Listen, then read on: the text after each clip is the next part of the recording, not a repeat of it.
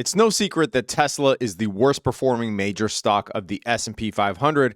Actually, it's the worst performing major stock on the stock market. So why am I calling Tesla one of the best generational investments right now? Also, who the hell is this? And no, I'm not saying this just because Tesla used to be 400 and now it's trading at 175. So what goes down must go up. But in this video, I'm going to be giving you my full analysis on Tesla and why Tesla is an opportunity that, in my opinion, if you are a serious investor, you cannot miss here. We're going to be diving into its numbers, not only from a technical standpoint, but we're going to be diving into its sales numbers. I'm going to be ripping apart its valuation as well, looking under the hood. I'm going to be talking about its competition as well and why I'm bullish on its future. Let's dive in. This is the generational investing opportunity that you cannot miss. Let's get right into it. So first of all, obviously, we cannot ignore Tesla's price. Tesla is down 30% year to date. As I said, the worst performing major stock on the stock market. Well, what are the reasons for this? If we talk about a stock's valuation, we are talking about something that is forward looking, right?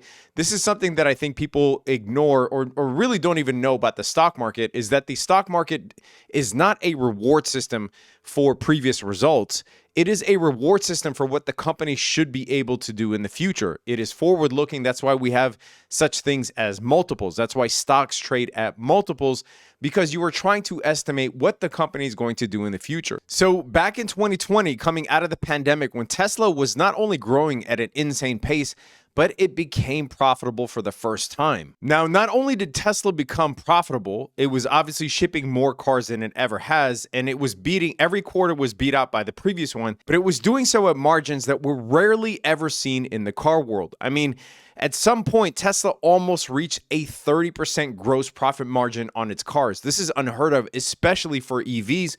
More on that later. And along with those impressive margins, Tesla was also talking about AI-related monetizable features such as FSD, full self-driving, robo-taxi, and then also diving into different business verticals such as energy and solar. And in terms of deliveries, every quarter virtually beat out the previous one. Every year virtually beat out the previous one until Tesla started delivering hundreds of thousands of vehicles by late 2020, and it was no longer deniable. Tesla was now a big player, not only in terms of American car companies, but in terms of car companies in general. Tesla was selling just as many EVs as other companies were selling cars. And the market was rewarding Tesla for all this growth, all of this future growth, as well as the promises that it would start releasing some of these features. Now, there was a major delay in some of these features. We'll talk about FSD in a second. Obviously, we hit a bear market in 2022 where all of these stocks were down as well. But now we are in this pre-recessionary environment where Tesla did the right short-term thing and other car manufacturers are actually following it. But it did the right thing in the short term and deliberately cut its margins. It went from almost 30% margins at its height to almost half that currently. Now, the reason it did this is obviously because things such as cars and houses and these big ticket items are very hard to sell when rates go up. So in order to combat those high interest payments, Tesla dropped the prices of all of their lineup. And here's where we have to talk about valuation. So if we take a look at a simple valuation metric like PE ratio, for those of you that are new to the stock world, this stands for price earnings ratio. It is just the price of the stock divided by its earnings per share. So when there is enthusiasm in a bull market about a company that is growing, a growth company or hyper growth company like Tesla, then the market excuses high valuations. The stock price continues to go up relative to the earnings that it's bringing in because, like I said, the stock market is forward looking. So Tesla traded at a high PE of almost 1120. And this was in December 31st, 2020, at the height of its growth, the height of the bull market, and also the height of the expectations of what Tesla is going to release. Obviously, for the reasons that I mentioned earlier, the valuation started dropping. But here's what is interesting. If we take a look at quarterly earnings per share, Tesla reported a quarterly earnings per share in December of 2023 of 4.3. This is the highest earnings per share that Tesla ever reported. But if you look at its PE ratio, this is the second lowest PE ratio that Tesla ever recorded quarterly, only to be beat out by December 31st, 2022, when it registered a PE ratio of 34. So yes, the stock market has a habit of punishing overvalued stocks when the environment changes and when the landscape changes for that company. But as I just mentioned, this is the highest earnings per share for Tesla ever, and the second lowest PE ratio ever. So we have a wide disparity there. And as you guys know, I'm a big fan of asymmetrical bets here. Now, let's talk about the competition, and mainly I want to talk about Toyota at first. Now, why do I want to talk about Toyota? Because if you look at Tesla and Toyota's stock price, it looks exactly inverse. This is not even made up. The blue is Toyota, the orange here is Tesla. And as you can see here, Tesla and Toyota actually have very similar market caps right now. And there isn't another car company, in my view, that can be seen as competition besides Toyota. If you look at Toyota's revenue growth, it is growing at 23% year over year. And Tesla's revenue growth is still respectable at 19% year over year. But let's dig a little bit under the hood here. If you look at the 3-year CAGR, this is the compounded annual growth rate here. Tesla, it's not even in the same stratosphere. There isn't another car company that can compete with this. 45% 3-year CAGR, 35% 5-year CAGR versus Toyota's 18% for 3-year, not even 8% for 5-year. Also, this 18% revenue growth rate for Tesla year over year factors in all of the price cuts that Tesla instituted for the last year. Like I said earlier, Tesla dropped the average price of its car by 25% and could actually continue to cut those prices if it wants to stay competitive because it does have a wide cushion. And this is the reason that year over year, Tesla is actually down versus Toyota just in terms of revenue growth. Tesla's net income margin is better. Its levered free cash flow margin is better. Its return on equity is better. Its return on assets is better. Its return on total capital is better. Toyota can't even compete with Tesla in terms of cash from operations. And speaking of cash, here is the important part. When we talk about cash, look at Tesla's cash versus Toyota. Yes, Toyota has $86.78 billion in cash, and Tesla has $29 billion in cash. But let's dig deeper into this. Once we strip away the obligations that Toyota has from a debt perspective, Toyota barely has any cash left. It is actually in the negative here, negative $5.24 billion of levered free cash flows versus Tesla's $2.23 billion. So Tesla has loads of cash because Tesla barely has any debt. Look at Toyota's debt here. $241 billion versus Tesla's $9.5 billion. Its debt to equity ratio is over 100%. So from a balance sheet and cash perspective, Tesla is actually the much healthier company. Now, we're comparing Tesla and Toyota, obviously because of the reasons I said before. They are very close in market cap. And in terms of growth numbers and whatnot, they seem like they are competitive, right? Until you dig under the hood. So Tesla sells EVs, 100% EV company, right? Toyota, you would think that some of those sales and some of those growth numbers that I discussed were related to EVs. Only 0.92% of Toyota sales in 2023 were EVs, not even 1%. And you might say to yourself, well, what's the big deal? Sure, okay, Tesla's an EV company, Toyota isn't. Well, here's the big deal. Who is better positioned for the future? Remember, the stock market is forward-looking, and when we are investing based on who is better positioned for the future. We have the EU looking to ban ICE cars by 2035.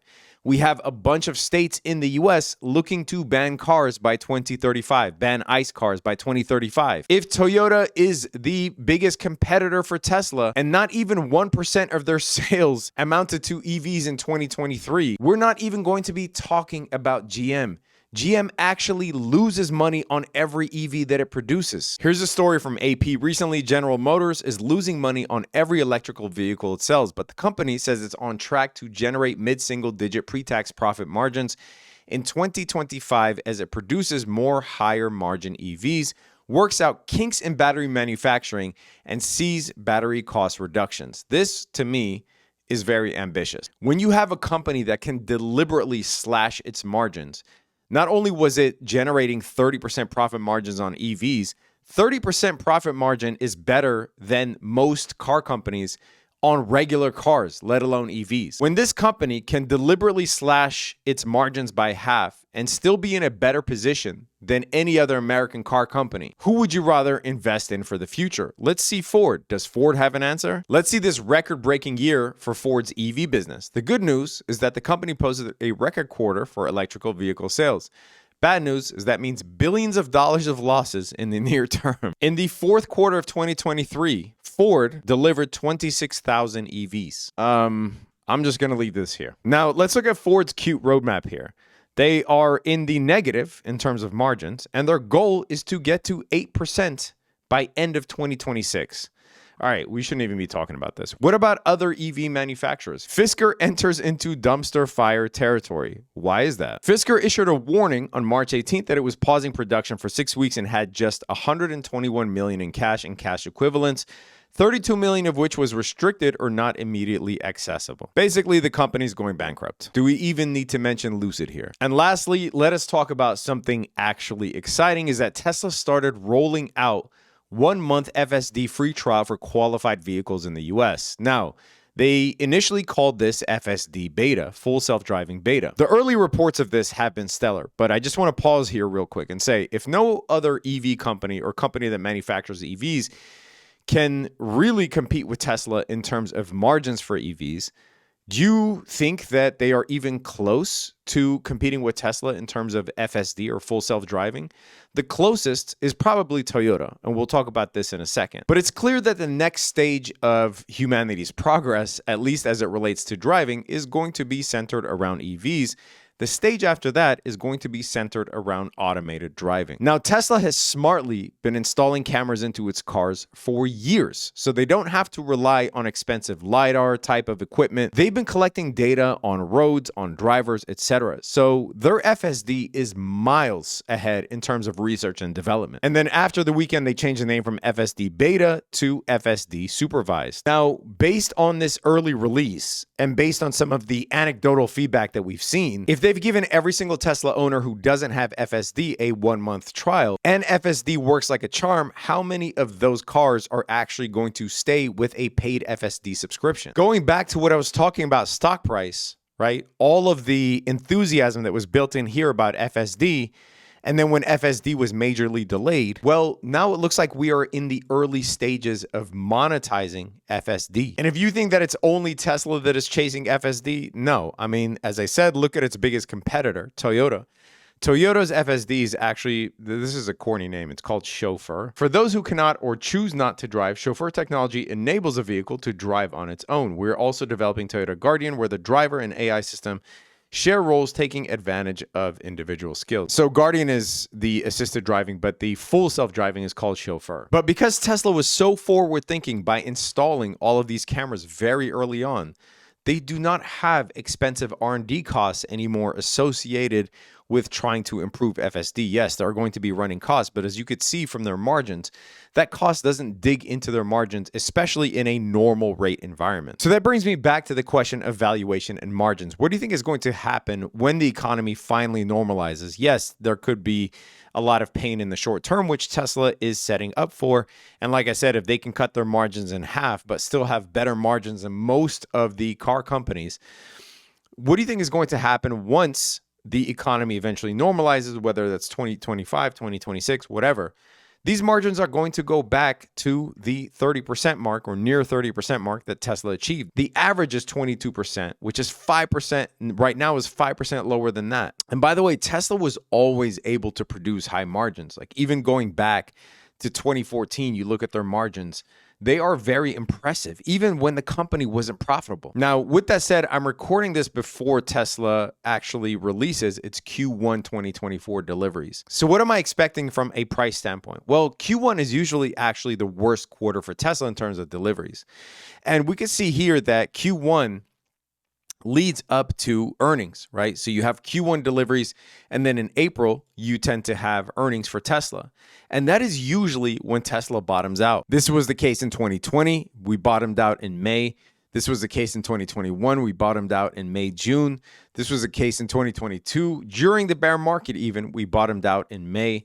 And this was the case in 2023. We bottomed out in May. And we are now approaching this where Q1 deliveries are about to be released, leading into the April earnings. So if Tesla does disappoint for Q1 2024 in terms of deliveries, that's okay. I'm okay with that. I'm okay actually with Tesla dropping in price until earnings, until around May, and seeing if the price can base there. Now, obviously, I'm not Elon Musk. So Q1 2024 could come in as a surprise and they could say, we delivered 500,000 cars. Yes, then I think this price right here will be the bottom for Tesla. This price right now is currently trading at 175 as of the time of this recording. Now, I will be releasing a play on Tesla, an options play on Tesla to try to take advantage of a big move that might come when I think that Tesla has based or has neared its bottom, right? I'm planning on playing potentially leaps, maybe a diagonal on Tesla to try to take advantage of that.